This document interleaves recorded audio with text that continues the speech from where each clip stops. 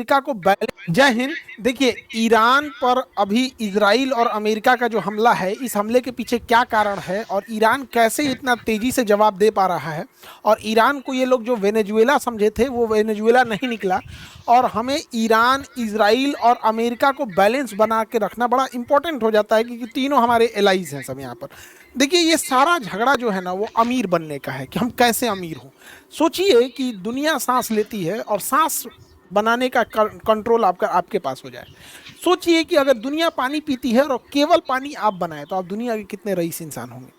तो अमेरिका यही चाहता है। टेक्नोलॉजी अमेरिका के पास है। आज सोशल मीडिया देखिए, गूगल देखिए, फेसबुक देखिए, ट्विटर देखिए, इंस्टा देखिए, सारा अमेरिका के पास है। तो जो दुनिया यूज़ करती है वो अमेरिका कंट्रोल करता है। टेक्नोलॉजी अमेरिका कंट्रोल करता है। हथियार अमेरिका कंट्रोल करता है। एक और चीज़ है जो पूरी दुनिया यूज़ करती है, वो पेट्रोल। पेट्रोलियम पूरी दुनिया यूज़ करती है। इसे समुद्र या ज़मीन से निकाला जाता है। आज देखिए, पूरी दुनिया में जितनी जहाज़ें उड़ रही हैं, ये पूरी फ्यूल यूज़ करती है, और ये बहुत ज़्यादा फ्यूल यूज़ करते हैं सब। दुनिया में जितने भी ट्रेनें चल रही हैं, सड़कों पे गाड़ियाँ चल रही हैं, ये सारे फ्यूल से यूज़ करते हैं। सोचिए, अगर इस पे कंट्रोल जिस देश का हो जाएगा, वो देश कितना अमीर हो जाएगा। अमेरिका इसी तेल पे कंट्रोल करना चाहता है। जो भी तेल उत्पादक वाले देश हैं, उनको ये मार के ख़त्म कर देगा, या तो उनके तेल पे अपना कंट्रोल करेगा। देखिए कैसे लीबिया मार के वहाँ का तेल ले गया, सीरिया मार के वहाँ का तेल ले गया, इराक मार के वहाँ का ले गया, अभी इराक का है। बाकी जो अरब देश है, जो अमेरिका से नहीं लड़ सकते हैं, वो जी हजूर में, जैसे कैसे छक्का मारा जाता है, चौका मारा जाता है, तो चीयर गर्ल्स होते हैं, ऐसे ऐसे नाचता है। तो बाकी अरब देशों को उसी टाइप का बना दिया है वहाँ पे, इससे ज़्यादा कुछ नहीं। तो अमेरिका तेल पे कंट्रोल करता है। इसके अलावा आप तेल का पैसा अमेरिका को रुपया में नहीं दे सकते। अगर जिस दिन रुपया में दिए, उस दिन हमला कर देगा। आपको पैसा डॉलर में देना है। अब ये डॉलर खरीदना पड़ेगा आपको अमेरिका से।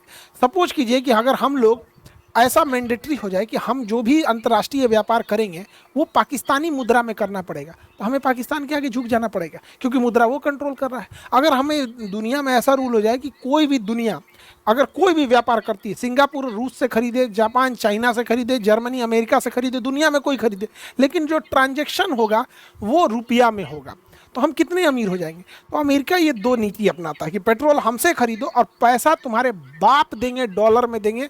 दुनिया का कोई भी देश डॉलर में ही देता है। हम लोग भी पेट्रोल का भुगतान डॉलर में ही करते हैं। रसिया से खरीदते थे तो अमेरिका ने मना कर दिया, वहाँ हम लोग रूबल दे सकते थे वहाँ पर। तो अमेरिका बस इसी पे कंट्रोल करना चाहता है। इसके लिए अमेरिका ने, दुनिया का कोई भी देश अगर अमेरिका के हिसाब से पेट्रोल नहीं दिया या उसके डॉलर को मानने से इनकार कर दिया, तो अमेरिका उसे मार देता है। चाहे वो सद्दाम हुसैन हो, इन पे झूठा आरोप लगाया कि परमाणु बम है, लेकिन कोई परमाणु बम नहीं था, मार दिया। मुअम्मर गद्दाफी के खिलाफ इसने प्रोटेस्ट कराया, यहीं की पब्लिक को उग्र कराया। फिर सोशल मीडिया इसके कंट्रोल में है, मीडिया कंट्रोल में, इनको निपटा दिया। बशर अल असद को निपटा दिया। मादुरो को वेनेजुएला से रात 2 बजे इनको इनकी पत्नी सहित किडनैप करके उठा के ले गए। चल, दुनिया देख रही है, कुछ नहीं कर सकती कि खामेनेई सबको घरे में उड़ा दिया यहाँ पे। जबकि आप गौर करके देखिएगा, अमेरिका ने जब जापान पे परमाणु बम पटका था, तो वो टोक्यो पे नहीं गिराया था, उसने नागासाकी और हिरोशिमा पे गिराया था, ताकि बातचीत का रास्ता बदले। लेकिन ट्रम्पा पागल है, वो कोई बातचीत का रास्ता नहीं देता है दुनिया में। लेकिन 2 लोग को देखिएगा बहुत बहादुरी से लड़े, एक जेलेंस्की और एक खामेनी। ये दोनों लोगों ने, अमेरिका ने रूस से, इन्होंने, जेलेंस्की नहीं डरा। अमेरिका ने कहा कि हट जाओ वरना मारे जाओगे, कहा मरना मंजूर है लेकिन लड़ेंगे। वैसे ही खामेनी को, इनको भी कहा गया कि इनके कमांडरों ने क्या बंकर में चले दिए। इनका कहना था कि हम पूरे 9 करोड़ से ज़्यादा, जो लगभग 9 से 12 करोड़ के आसपास ईरानी हैं, उन सबको पहले बंकर में रखो, अगर वो सुरक्षित होंगे तब जाएंगे, नहीं तो हम मरना कबूल करते हैं। तो ये 2 नेता हैं जिन्होंने यहाँ पे, हालांकि इन लोगों ने भी अमेरिका के सामने नहीं झुके थे, सबका हाल वही कर दिया। अमेरिका, हम कुछ नहीं कर सकते, शक्तिशाली के आगे सबको झुकना पड़ता है। अमेरिका ने मानवता की सारी हद पार कर दिया। उसने कहा ईरान में महिलाओं की सुरक्षा जरूरी है, महिलाओं के लिए स्वतंत्रता जरूरी है, और गर्ल्स स्कूल के ऊपर बम मार दिया। इतनी लड़कियां मर गई, जो जेनेवा कन्वेंशन का खुला उल्लंघन है। लेकिन अगर हम लोग कश्मीर मांगने लगे तो हमारे ऊपर नियम कानून आ जाता है, वर्ल्ड सैंक्शन आ जाते हैं, लेकिन इन पे नहीं लगता है। इसने पूरे टॉप लीडरशिप को ही मार दिया एक मिसाइल झटके में।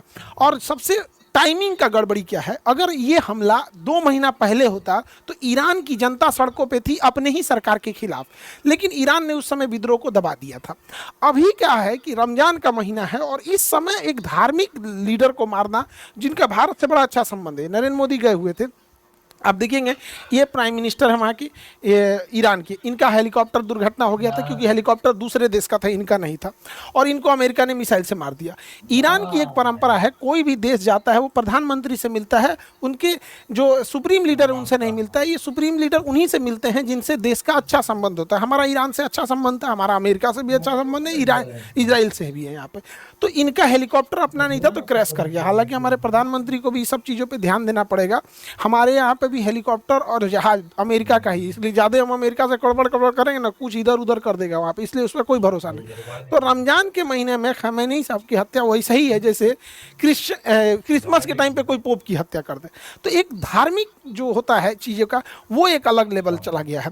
अब यहाँ पे ना दोनों लड़ रहे हैं सब। अब ईरान को दिख रहा है कि भाई इजराइल एंटीसेप्टर मिसाइलें रखा है, वहां पहुंचना थोड़ा मुश्किल है, अमेरिका पहुंचना और मुश्किल है। तो ईरान ने क्या किया, अगल बगल के जितने पड़ोसी देश थे जो अमेरिका और इजराइल का साथ देते थे उन पे अंधाधुन मारना चालू किया।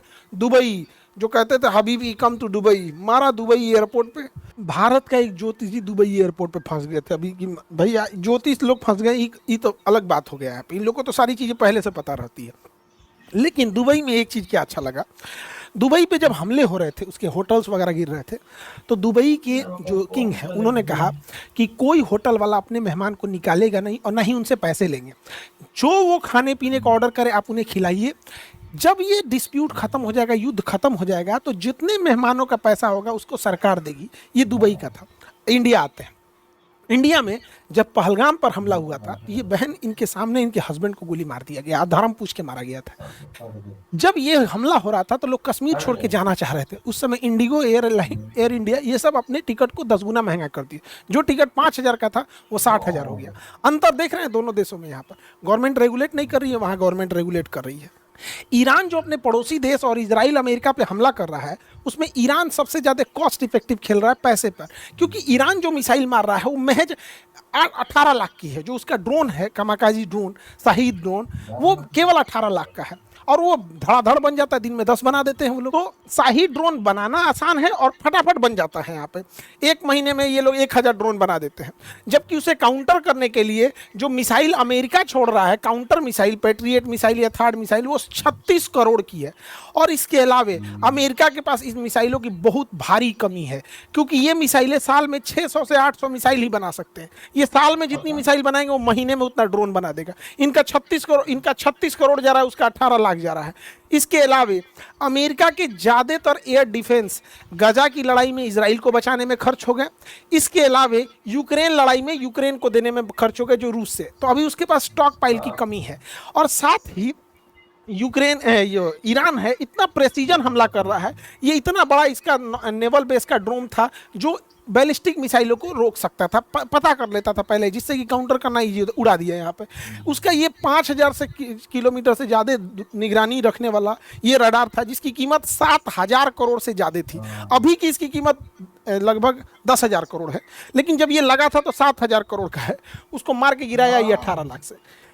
इससे अमेरिका की घनघोर बेइज्जती, एकदम गाढ़ा बेइज्जती। अमेरिका कहता है हमारा डिफेंस बहुत तगड़ा है, हम लोग को बहुत महंगा महंगा हथियार चिपकाता है, जबकि हमारा 80% से ज़्यादा हथियार रसिया लेवल का है, रसिया का बना हुआ है। वो सस्ते भी होते हैं, रिलायबल भी होते हैं। तो अमेरिका को इस बार इसने बहुत बढ़िया से धो दिया यहाँ पर। अब ईरान ने क्या किया, यहाँ से एशिया का 80% तेल यहीं से जाता है। ये पतले रास्ता को कहते हैं हार्मूज। यहाँ पर ईरान ने क्या किया, यहाँ से कोई तेल टैंकर को जाने ही नहीं दे रहा है।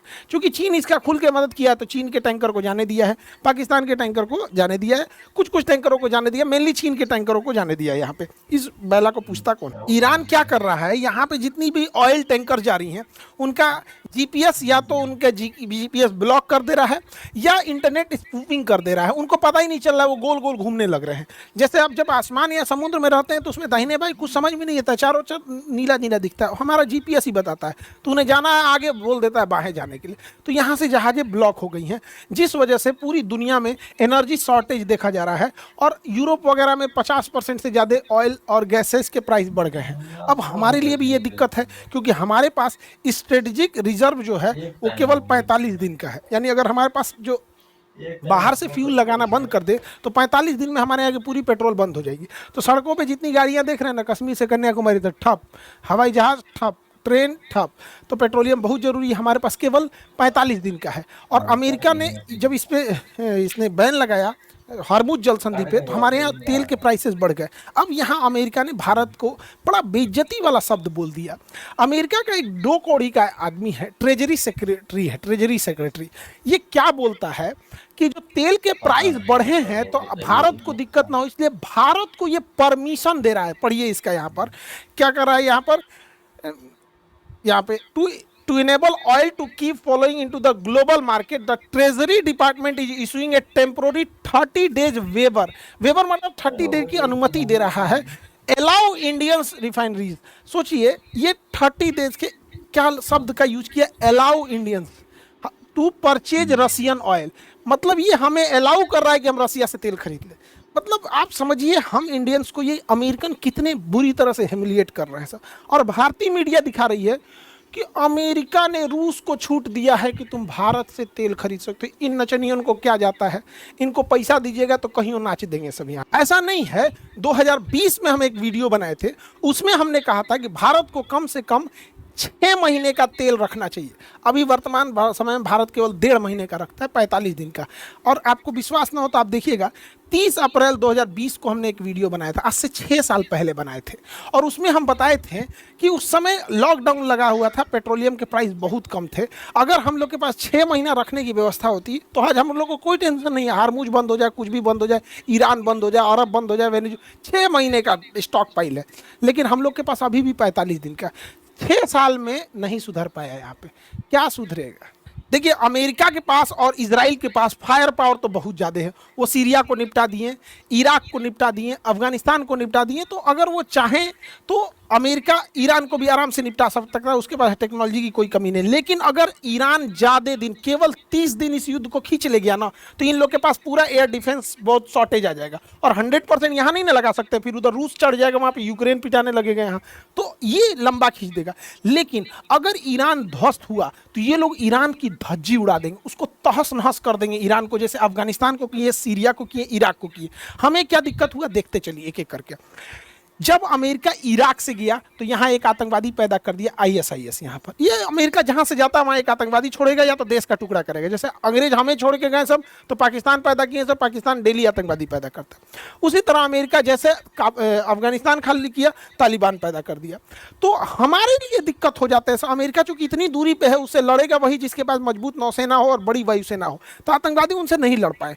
लेकिन यहाँ पे जब वो जाएगा तो सोचिए, अगर वो देश जो यहाँ पे रहने वाला है, एक इंसान को कैसा लगेगा कि उसके सुप्रीम लीडर को कोई बम से मार दे, या उसके प्राइम मिनिस्टर को कोई मार दे, उसके थल सेनापति, नौसेना पर सबको मार दे, तो कोई ना कोई इंसान तो इसका बदला लेगा। कोई भी इंसान, हम श्रीलंका के राष्ट्रपति को मार देगा, वो भी बदला लेगा। वेनेजुएला का इंसान क्या अमेरिका को अच्छा बोलता होगा? नहीं। अब क्या है कि ISIS हथियारों से लड़ रही थी, तालिबान हथियारों से लड़ रहा था। लेकिन अब जो है आतंकवादी भी अपडेट हो जाएंगे सब। उसरे कोई ऐसा केमिकल बना दे जो गाड़ियों के धुआं में डाल दे, गाड़ियों की टंकी में वहाँ पेट्रोल के साथ धुआं लेके उड़ जाए, पूरे मोहल्ला साफ कर दे सब। सोच रहा यूरेनियम अगर उनके हाथ में लग गया तो यूरेनियम को अगर वो नदी, नहर या कहीं डाल दे और वो खेती में आ जाए तो लाखों लाख लोग को मार सकता है। कोई बायोकेमिकल हथियार बना ले, जैसे इबोला, कोरोना, इस टाइप के। तो अब आतंकवादी पहले हथियार उठाते थे। जैसे जैसे सेना और ये चीज़ें एडवांस होंगी, जैसे हम हथियार थे तो आतंकवादियों के पास भी हथियार था, अब हमारे पास ड्रोन है तो आतंकवादियों के पास भी ड्रोन होगा। तो अमेरिका पूरी दुनिया में तांडव मचाएगा और हम लोग को भुगतना पड़ेगा। अफगानिस्तान में मारा, वहाँ तालिबान आ गया सा, हमारा पूरा किया करा है वहाँ चीज़। हमने वहाँ संसद भवन बनाया था, हॉस्पिटल बनाए थे, डैम बनाए थे, बिजली घर बनाए थे, सड़कें बनाए, सब तहस नहस कर दिया अमेरिका वहाँ से। ईरान कुछ दिन के अंदर ये जो इंटरनेट केबल है, ये इंटरनेट केबल को अगर समुद्र से काट देगा ना तो बहुत भारी नुकसान हो जाएगा, इंटरनेट स्लो डाउन हो जाएगा। लेकिन युद्ध किस पैमाने पर जाएगा किसी को नहीं पता चलता है। लेकिन ईरान जो है, ईरान के ऊपर ना एक अलग डिजाइन का एक मनोवैज्ञानिक दबाव बना रहा है सब। कह रहा है कि ईरान में महिलाओं की स्थिति ठीक नहीं है, महिलाओं की स्थिति ठीक नहीं है। ईरान के ऊपर महिलाओं की स्थिति पे आरोप कौन लगाए? एप्स्टीन फाइल में उघारे घूमने वाला सब। एप्स्टीन फाइल में छोटी छोटी 3-3 साल की लड़कियों का रेप करने वाले, उनके प्राइवेट पार्ट में कोल्ड ड्रिंक पी के बता हुआ बोतल डाल के उसको मार डालने वाले, ये एप्स्टीन फाइल वाले लड़कियों को काट के खाते थे। पिज्जा का मतलब होता था छोटी उम्र की लड़कियां, जो 4 साल 5 साल की लड़कियां जिनका रेप करना होता था, ये लोग बोलते थे पिज्जा आ गया है। तो ये लोग ईरान में महिलाओं के ऊपर उंगली उठा रहे हैं, जबकि वहां लिटरेसी रेशियो 90% है। एजुकेशन के मामले में 90% लिटरेसी रेशियो। इनका कहना है अमेरिका वालों को कि यहाँ इनके ऊपर हिजाब ठीक नहीं है। तो भैया अरब में भी हिजाब पहने जाते हैं, तो अरब पे थोड़ा बोल के देखो तो, सऊदी अरब पे, क्योंकि सऊदी अरब तुम्हें पेट्रोल दे रहा है तो इसलिए सब चंगासी, सऊदी अरब से ठीक ठाक है तो सब, ये डबल स्टैंडर्ड है। माने ईरान में वहां दिक्कत हो। अमेरिका का कहना है ये हिजाब गड़बड़ है, ऐसे उघारे घूमो जैसे अमेरिका में घूमते हो। तो अमेरिका वालों का कहना है कि हम उघारे घूम रहे हैं तो ठीक है, अपना जिसका इसका ये कल्चर है, अमेरिका का ये कल्चर है। लेकिन कोई आज तक सुने कि उघारे घूमने वाला का कल्चर गड़बड़ है, तो अपने अपने पे थोपेंगे सब। लेकिन अगर हिजाब पे भी बोलना होगा ना, ये अरब पे नहीं बोलेंगे। लेकिन अगर आज अरब तेल देना बंद कर दे, या आज अरब ये कहे कि हम डॉलर के जगह अपने रियाल में व्यापार करेंगे, आज वहां पे भी दिक्कत हो जाएगा। तो अमेरिका वाले क्या होते हैं सब, हम लोग के ऊपर थोपते हैं, ऐसा करेगा जैसे लगेगा एहसान कर रहे हैं। तो इनके ऊपर पूरी कंट्रोल्ड है।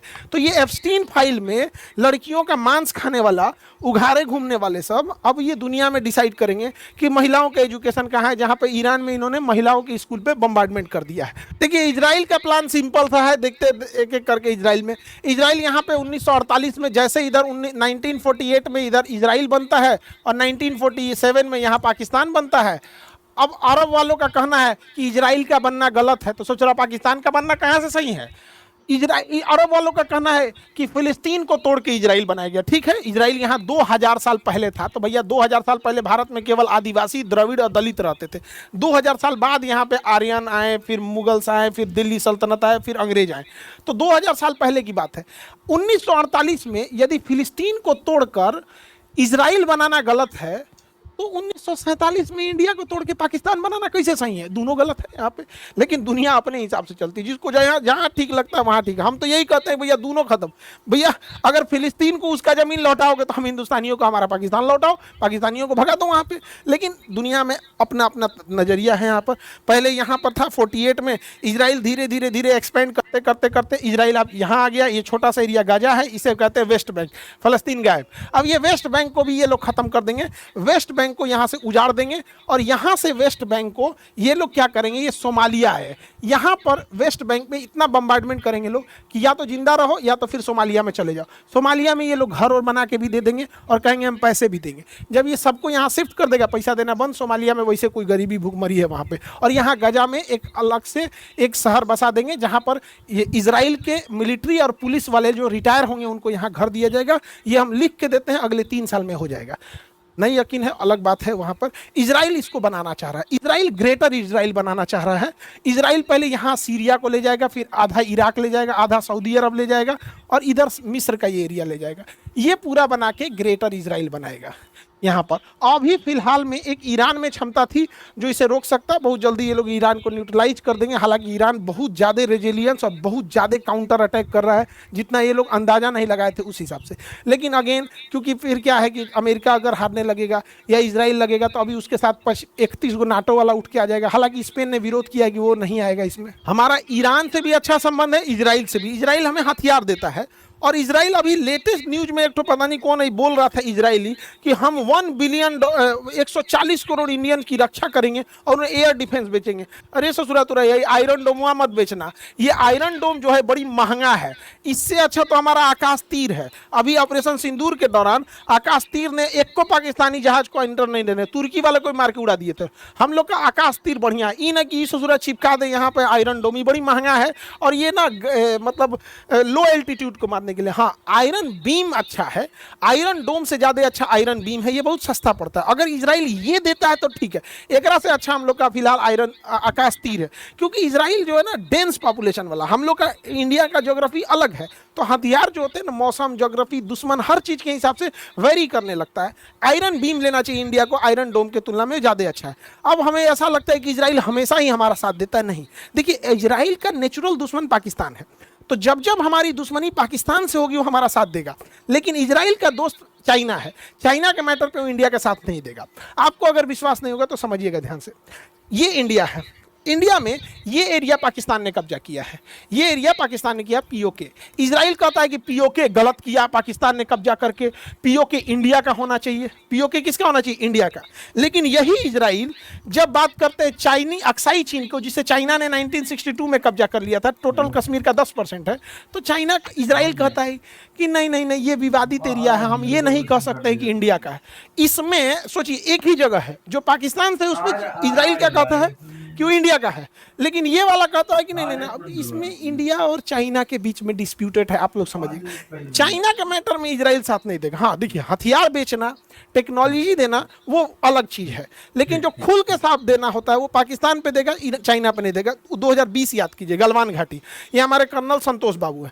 गलवान घाटी में चाइना ने 1995 के अधिनियम का, समझौते का उल्लंघन करके भारत में घुसी और हमारे लगभग 20 जवानों को शहीद कर दी। इजराइल आज तक, इजराइल उसको कंडेम नहीं किया, आज तक उसकी निंदा नहीं किया इजराइल। तो इजराइल पाकिस्तान के मुद्दे पे हमारा साथ देगा, चाइना के मुद्दे पे नहीं देगा। अजमल कसाब को इजराइल ने आतंकवादी नहीं माना था, वही अजमल कसाब जिसने ताज होटल में मासूमों को मार दिया था, नहीं माना था। हमने उसे लगभग 15 सालों तक रिक्वेस्ट किया कि एटलीस्ट इजराइल प्लीज तुम अजमल कसाब को तो आतंकवादी मान लो, नहीं माना। लेकिन जब 7 अक्टूबर को मारा हमास वाला ना, तो मान लिया कि हाँ हाँ हाँ अजमल कसाब आतंकवादी है। अब भारत से कह रहा है कि आप भी हमास को आतंकवादी कहिए, तो भारत कह रहा है तोरा अजमल कसाब को आतंकवादी मानना में तोरा 15 साल लग गया। तो देखिए, वर्ल्ड ज्योग्राफी जियोपॉलिटिक्स में दोस्त कोई नहीं होता है, दुश्मन कोई नहीं होता है, नेशनल इंटरेस्ट क्या का देते हैं। वही इजराइल पाकिस्तान के मैटर पे हम भारत के साथ हैं, लेकिन चाइना के मैटर पे मोए मोए कर देता है। आपको हम एग्जाम्पल दे दिए, आपको विश्वास नहीं होगा, आप देखिएगा। वो अक्साई चीन को भारत का हिस्सा ना मान के विवादित क्षेत्र मानता है। ये सबका अपना अपना है। हम भी इजराइल को ये कहते हैं कि फिलिस्तीन और इजराइल दुई राष्ट्र होने चाहिए, तो सबका अपना अपना है। कोई इंटरनेशनल रिलेशन में कोई परमानेंट दोस्त और कोई परमानेंट दुश्मन नहीं होता है। ईरान ने भी भारत को चाबहार बंदरगाह दिया था। चाबहार बंदरगाह ईरान ने चाइना से लड़ के दिया था। चाइना कह रहा था कि चाबहार बंदरगाह भारत को मत दो, चाबहार बंदरगाह लेकिन भारत को उसने दिया। देखिए, चाबहार बंदरगाह जो है वो ईरान के पास है, ये ईरान के पास। हमारे पास चाबहार बंदरगाह आने से हम ईरान के रास्ते अफगानिस्तान में, सेंट्रल एशिया में, रूस में और कहीं भी जा सकते हैं। चाइना कह रहा था कि ये चाबहार मत दो, क्योंकि चाइना का यहाँ सैन्य अड्डा है ग्वादर में, तो हम लोग चाबहार से ग्वादर पे भी रख सकते हैं। तो इजराइल ने चाइना की बात नहीं मानी, इजराइल ने पाकिस्तान की बात नहीं मानी, लेकिन भारत को ये चाबहार बंदरगाह दिया। भारत ने इसे विकसित भी किया, अमेरिका अभी इस पे बम मार दिया यहाँ पर। तो ईरान जो था हमसे अच्छी दोस्ती थी, हालांकि इजराइल की भी है, अमेरिका से भी है यहाँ पर, लेकिन उसने चाइना को भी मना करके दिया था और ये हीरा मंडी के दलाल को भी दिया था। ये हीरा मंडी वाला भी बोला था, हीरा मंडी का दलाल, कि चाबहार बंदरगाह भारत को नहीं, लेकिन बावजूद ईरान ने हमारा साथ दिया था। हालांकि अगर आप ऑपरेशन सिंदूर में देखिएगा तो सबसे ज्यादा पीठ पर छुरा मारा है अमेरिका ने। ऑपरेशन सिंदूर के दौरान अमेरिका और तुर्की, देखो तुर्की से तो हम उम्मीद नहीं रख सकते, तुर्की पाकिस्तान का है यहाँ पे, अमेरिका ने पाकिस्तान की खुल के मदद किया। इवन ऑपरेशन सिंदूर के दौरान जब पहलगाम हमला हुआ था, उस समय अमेरिका ने लगभग 8,000 करोड़ का आईएमएफ से लोन भी दिलवा दिया था पाकिस्तान को। लेकिन उस समय भी ईरान जो था वो भारत के साथ खड़ा था, क्योंकि उसने इसकी कंडेम किया था। और हालांकि तुर्की ने तो ड्रोन तक भेज दिया था यहाँ पर। एक ऑपरेशन मिलान में अभी क्या अमेरिका ना भारत को बड़ा ह्यूमिलिएट करता है। देखिए, ऑपरेशन सिंदूर के दौरान पाकिस्तान को मदद भी कर रहा था, और अभी मिलान एक्सरसाइज हुआ था तो ईरान के मेहमान आए थे हमारे यहाँ विशाखापट्टनम में, और विशाखापट्टनम में भाग लिए थे हमारे ये रक्षा मंत्री भी थे। इसकी जहाज जब लौट रही थी तो इसके यहाँ पे अमेरिका की पनडुब्बी इंतजार कर रही थी। जैसे ये श्रीलंका के कोस्ट के पास आई, इसके मार के गिरा दिया गया, इस जहाज को मार के गिरा दिया गया। अब हिंद महासागर को भारत कहता है कि I am the guardian of the Indian ocean. तो अमेरिका ये दिखा रहा था कि तुम्हारे नाक के नीचे मार देंगे। हालांकि अमेरिका चाहता तो इसे जाने भी दे सकता था और ये अरब सागर में मारता, लेकिन वो जानबूझ के हिंद महासागर में मारा, जबकि वो हमारा गेस्ट था। तो वर्ल्ड इस बात को कह रही है कि भैया तुमने तो भारत से दोस्ती का ख्याल नहीं रखा। अमेरिका से दोस्ती केवल हम निभाएंगे, जब मन तुमको टैरिफ लगाओगे, जब मन तुम सामान बंद कर दोगे, जब मन तुम वीजा बढ़ा दोगे, जब मन तुम जिसको वीजा देना होगा दोगे, तुम हमें छूट दोगे ईरान से तेल खरीदे कि नहीं खरीदे, तुम डिसाइड करोगे हमको कि हम रूस से खरीदे कि नहीं खरीदे। अच्छा, भारत उसको इंडिया में इंडियन रुपीज में पैसा नहीं दे सकता, डॉलर में देगा। तो अमेरिका ने जितना हम लोग को खंजर मारा है ना, उतना कोई नहीं मारा। मजबूरी ये है कि हमारी टेक्नोलॉजी अमेरिका पे डिपेंडेंट है, ये बहुत गड़बड़ हो जाता है। ईरान से भी हमारा ठीक अच्छा संबंध है। ईरान ने दो तीन जगह ईरान का विवादास्पद है, जैसे सीएए, एनआरसी और 370 पे ईरान से बयान आया था कि अल्पसंख्यकों का भारत सरकार ध्यान रखेगी, तो भारत सरकार ने कहा था कि हमारा आंतरिक मामला है। बाकी 90% मामलों पे ईरान ने हमारा साथ दिया था। सबसे बड़ा साथ दिया था कश्मीर के मुद्दे पर 1994 में। पूरे ओआईसी के 56 देश जो थे, 57 देश एक साथ आ गए थे और ये रिजोल्यूशन पास कर रहे थे कि पीओके और कश्मीर पाकिस्तान का हिस्सा है। ईरान सारे मुस्लिम देशों से लड़ गया और कहा कि नहीं, कश्मीर और पीओके कंप्लीट इंडिया का हिस्सा है। तो हम लोग की दोस्ती सब अच्छी चलती है। हालांकि दोनों में बीच में बैलेंस बनाना जरूरी है हम लोग के लिए, क्योंकि यहाँ से टेक्नोलॉजी है और यहाँ से हम लोग के पास एक पुराना लगभग हजारों सालों का एक रिश्ता है और पास का पड़ोसी है। अभी कई बार हाइपोथेटिकल कहते हैं लोग कि ईरान से युद्ध हो जाएगा तब कौन क्या करेगा। अरे भैया, उस तरह से रूस से भारत का युद्ध हो जाएगा तो हम क्या करेंगे? अमेरिका से युद्ध हो जाए, युद्ध होगा तो लड़ेंगे लोग। युद्ध में कौन किसके साथ नहीं रहेगा यहाँ पे, चाहे इजराइल हो, चाहे इंडिया, ईरान हो, चाहे अमेरिका हो, चाहे रूस हो। हमारे पहलगाम हमला हुआ था, भारत के हर लोगों ने भारत के साथ एकजुटता दिखाई थी। चाहे पुलवामा हमला हुआ हो या कभी भी हो, तो देश में ना हाइपोथेटिकल अलग चीज हो जाता है। हालांकि हर मामले में ऑपरेशन सिंदूर में भी इजराइल ने हमें हर तरह की जानकारी दिया था। हालांकि तुर्की, चाइना और अमेरिका ने पाकिस्तान का साथ दे दिया। देखिए, डबल स्टैंडर्ड किसे कहा जाता है ऐसे समझिएगा। अगर कोई मक्खी चाय में गिर जाए तो हम ये चाय पियेंगे, हम ये चाय नहीं पियेंगे, हम चाय फेंक देंगे, हम चाय फेंक देंगे। लेकिन अगर वही मक्खी अगर घी में गिर जाए तो हम घी नहीं फेंकेंगे। घी महंगा है, हम नहीं फेंकेंगे। हम क्या करेंगे? मक्खी निकाल के फेंक देंगे, घी नहीं फेंकेंगे। तो हमारे डिपेंड करता है सामने वाला कितना पावरफुल है। अरब वाला अगर बीफ खाता है तो हम लोग उसको कहते हैं कि भाई तुम ये खा रहा है, और इजराइल वाला 75% खाता है तो हम इसे नहीं बोलते, केवल डबल हो जाता है, क्योंकि हमको रिलेशन मैनेज करना है। ठीक वैसे ही आप देखिए, रूस ने हमें दुनिया का हर हथियार दिया। रूस ने हमें सबसे ज्यादा अगर किसी ने साथ दिया तो रूस ने साथ दिया। लेकिन आज हमने अमेरिका का साथ चुन लिया। आज हमने किसका साथ चुन लिया? अमेरिका का साथ चुन लिया। तो हम रूस से अब थोड़ा बहुत अपने रिश्ते को कम कर चुके हैं। रूस से पेट्रोल लाना कम कर दिए, उससे हथियार। हालांकि SU-57 जैसे डील हुए हैं, S-400 जैसा डील हुआ है। हालांकि हमने पूरे रिश्ते कम नहीं किए हैं, लेकिन हर हिंदुस्तानी को ये चीज़ फील होता है कि अब हम लोग रूस के फेवर में ना होकर अमेरिका में हो गए। ठीक वैसे ही हम लोग के लिए ईरान और इजराइल था। तो चूंकि इजराइल के पास टेक्नोलॉजी, पैसा, ये सारी चीज़ें था, ईरान को इन्होंने पैसे से बहुत कमज़ोर कर रखा था। हालांकि हमें इन सब में बैलेंस लेके चलना है। आप गौर करके देखिएगा, इंडियन फॉरेन पॉलिसी वो रूस, अमेरिका, इजराइल, ईरान सबको बैलेंस लेके चलने का प्रयास करता है। हालांकि अमेरिका जैसा बदतमीज साथी और नालायक अगर हो जाए तो किसी भी देश के लिए अच्छी बात नहीं है। अमेरिका ने हमें बहुत ह्यूमिलिएट किया है। हम लोग की स्थिति होती थी जब हम लोग विदेशों से टक्कर लेके बात करते थे। आज से 2 साल पहले देखिएगा तो जयशंकर साहब क्या जवाब दिया करते थे। अभी थोड़ा आपको जयशंकर साहब का जवाब कम मिलेगा। अमेरिका ने हमें बहुत ह्यूमिलिएट किया, देवदास टाइप का। जैसे कहा कि पारो ने कहा शराब छोड़ दो, मैंने शराब छोड़ दिया। अमेरिका ने कहा रूस से तेल खरीदना छोड़ दो, हमने रूस से तेल खरीदना छोड़ दिया। अमेरिका ने कहा ईरान से गैस खरीदना छोड़ लो, हमने गैस खरीदना छोड़ दिया। अमेरिका ने कहा कि डॉलर, रुपया का इस्तेमाल के बदले डॉलर का इस्तेमाल करो, हमने वो भी मान लिया। सोच देवदास बना के रख दिया।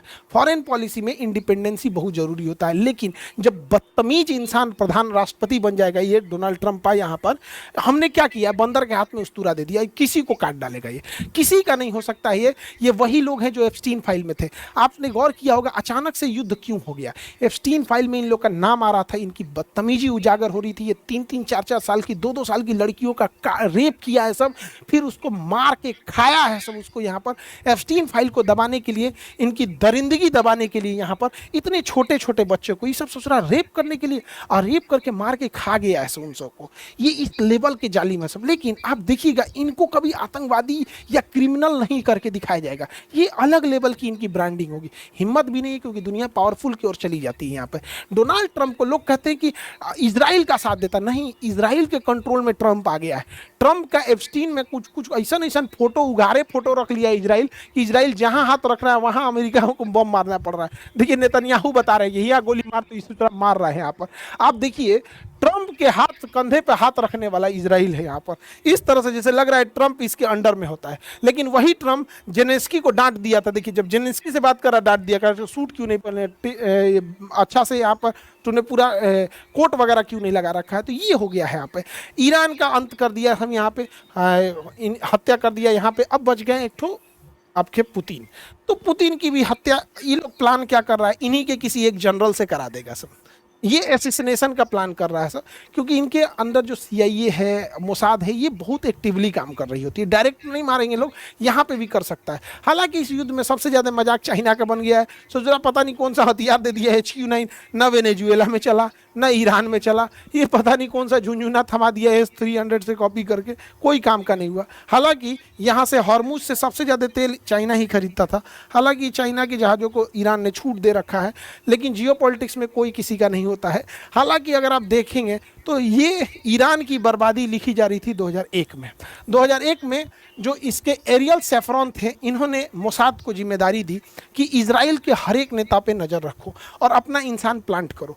तो इजराइल ने 20 साल का टाइम लिया था, 20 सालों का टाइम लिया था यहाँ से। तो 2001 से इन्होंने काम करना चालू किए और 20 सालों के बाद ये हाल हो गया है कि इजराइल में किसी 3 इंसान, ईरान के अंदर किसी 3 अधिकारी को उठाइए, उसमें एक मोसाद का निकलेगा। इतने पैसे खिलाए हैं, इतने पैसे खिलाए हैं कि ईरान के चप्पे चप्पे पर इसने नज़र रख लिया है और CCTV कैमरे को पूरी तरह हाईजैक करके और उसने पूरी टॉप लीडरशिप को मार दिया है। एक्चुअल जासूसी किस पे सफल होती है? जासूसी सफल होती है किसके पास कितना पैसा है। अब ये लोग क्या करते हैं, अमेरिका का CIA और मोसाद 500 करोड़ रुपए तक ये लोग खुद से ऑफर कर देते हैं, बिना राष्ट्रपति और प्रधानमंत्री के पूछे हुए 500 करोड़ तक ये लोग दे देते हैं। और हमारे यहाँ जासूसी में क्या है कि उतना अच्छा हमारे यहाँ सिस्टम नहीं है। आप गौर करके देखिएगा, हमारे यहाँ सब कुछ रहते हुए पुलवामा हमला हो गया। हम लोग भूल गए पुलवामा हमला, कितने शहीद हुए थे। सब कुछ रहते हुए पहलगाम में आके मार दिया सब यहाँ पर। हमारी जासूसी बहुत पिछड़ गई। इस बहन का कोई सुहाग नहीं लौटा सकता है। भूल गए होंगे लोग इसको। यहाँ पर ये टांगा वाला, इसके घर में अकेला कमाने वाला आदिल था, इसको आतंकवादियों का बंदूक छीन रहा था, इसको मार दिया। आज इसके घर में क्या दाल रोटी चल रहा होगा नहीं पता होगा, ये बहन कैसे जी रही होगी नहीं पता चल रहा होगा। सब भूल चुके हैं। एक बार हमें भी सवाल उठाना पड़ेगा। हमारे यहाँ का जासूस तो ऐसा नहीं होता है सर। हाई मोरारजी देसाई थे, इनसे 50 लाख रुपया मांगा गया था। हमारी जो रॉ ने मांगा था, research and analysis wing, raw ने 50 लाख रुपया, 50,000 नहीं 50 लाख रुपया मांगा था कि पाकिस्तान का परमाणु बम उड़ा देंगे, उसका पूरा काहुटाबाद सेंटर उड़ा देंगे। तो ये बकलोल आदमी उठ के फोन कर दिया पाकिस्तान को कि हमें सब पता चल गया है, रॉ ने सब बता दिया है। नतीजा ये हुआ कि हमारे एक एक लोगों को चुन चुन के मारा है। आप धुरंधर मूवी में देखे होंगे ना, ऐसे जासूस को ऐसे कील से खींच रहा है, इन्हीं की गलती से खींचा है, इन्हीं की गलती से। 300 से ज़्यादा हमारे रॉ एजेंट मारे गए थे, 50 लाख रुपया नहीं दिया था। तो हमारे यहाँ क्या होगा, पैसे ही नहीं देते हैं लोग, तो कहाँ से होगा। अब आप पाकिस्तान आज परमाणु बम नहीं रहता उसके पास, अगर ये 50 लाख दे देते। एगो ये देखिए, रॉ का ये ऑफिसर था, इसका नाम था रविंदर सिंह, CIA के लिए सूचना दे रहा था। मैंने इंडिया का बहुत बड़ा अफसर था, हेड था, और सूचना दे रहा था इंडिया का ले जाकर अमेरिका को कि ये कर रहा है। और ऐसे तो ऐसे चोर है सब यहाँ पर। बाद में इसको मार दिया गया, इंडिया यहाँ से भागा ना, इसी को मार दिया गया, एक एक्सीडेंट में मर गया। किसने एक्सीडेंट किया होगा आप सब समझते ही। यहाँ पर अमेरिका हमारे लोगों की नसों को काट रहा है। अमेरिका कहीं नहीं छोड़ रहा। हमारे बैकयार्ड से बांग्लादेश में सरकार गिरा दिया और बांग्लादेश को कहा है कि तुम हमसे कॉटन खरीदो। आप जान के ताज्जुब होंगे, बांग्लादेश का टोटल टेक्सटाइल इंडस्ट्री बहुत बड़ा है, जो 40% डिपेंड करता है इंडिया पे। उसने इंडिया पे टेरिफ लगा दिया। बच्चा बांग्लादेश जिसको हम लोगों ने पैदा किया है, नहीं हो रहा था 1971 में, तो हम लोगों ने उसको पैदा किया, हमारे ऊपर टेरिफ लगाया है। और पता है क्या, कॉटन कहाँ से खरीद रहा है? कॉटन और धागा अमेरिका से खरीद रहा है। देखिए अगेन, पैसा और पावर किसके पास है? जिसके पास पैसा और पावर है उसकी सारी गलतियां माफ। अमेरिका ने हमारे ऊपर